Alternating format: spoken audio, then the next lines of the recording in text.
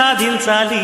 ఎవరేని అనుకున్నా నువ్వుండే రాజ్యాన రాజు నువ్వి, పంటు నువ్వి, మంత్రి నువ్వి, సైన్యం నువ్వి, ఏమైనా ఏదైనా నువ్వెళ్ళే బడిలోన పలక నువ్వి, పలప నువ్వి, ప్రశ్న నువ్వి, బదులు నువ్వి.